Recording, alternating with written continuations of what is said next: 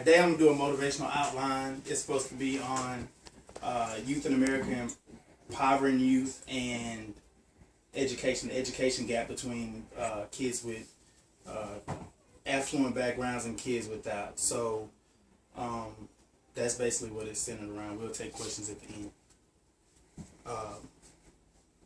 Okay, today in America, 21% of our children under 18 are living in poverty. And that 21%, not many of those children are going to college.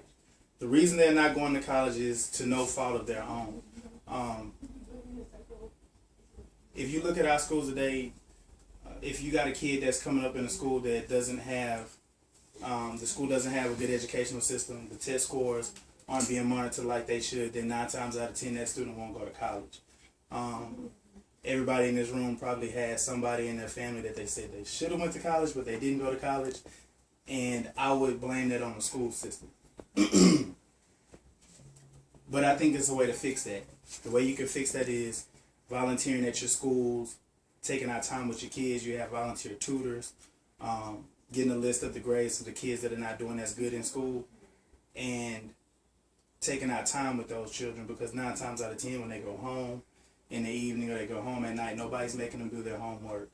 Nobody's making sure that they go through what they're supposed to go through in order to be successful. So if you look at that, going through that day in and day out from the ages of 5 all the way to 18, that's 13 years of bad habits, and nobody breaking those habits. So we need to figure out a way to help break those habits, and the way to do that is, like I said, by volunteering. And looking at some of the statistics, I found out 11% of children between the ages of 6 and 18 are living with parents where neither one of them graduated high school or college.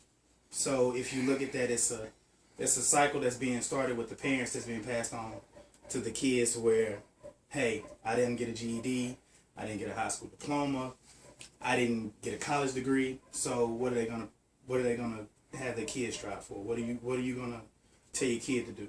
What are you gonna have your children do?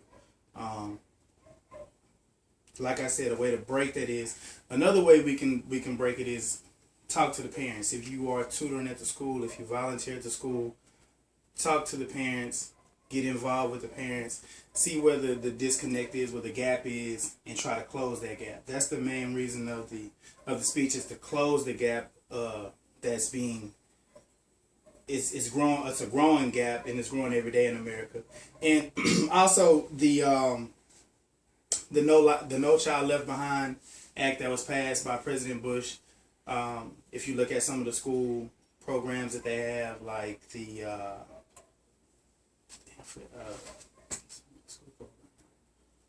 have like after school and before school programs. I forgot the name of the program, but the programs aren't really there to help kids.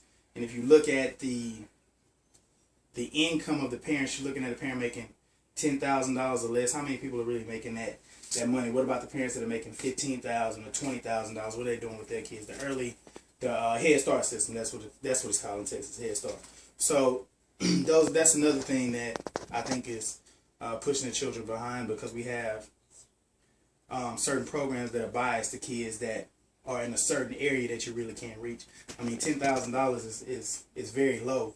It's a very low income, but if you look at $15,000, $20,000, $30,000 is not a high income neither. But those kids at 5 years old can't go to Head Start because the programs that we have in Texas won't allow you to, because of the income of the parents.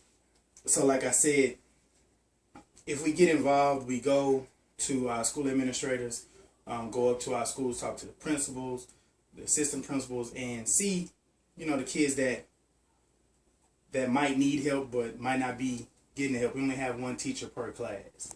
You got one teacher per class plus 30 students, 20 students. You can't reach every student. And then all of the schools don't have the same, we're not giving the same amount of attention to certain students. If you look at how our schools are zoned here, we have certain schools. You might look at a school like Washington. That's the school here in Conroe that we have a lot of our inner city kids going to. And then if you look at a school like Pete, where it's a suburban school, it's not the same being it's not the same amount of attention being paid to those kids. And it's not really too many people doing much to make sure that the same amount of attention is being paid to each kid. So citizens have the right to go into the schools and ask questions and ask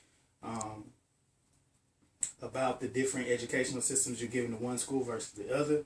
And then you also have the right to go in there and volunteer. They always have different programs that we can do. And now that's what we want to motivate the listeners to do, is to go out and volunteer at the schools and help in any way that you can. So if we have any questions, we can take them now. If not, thank you. And this is it. Question?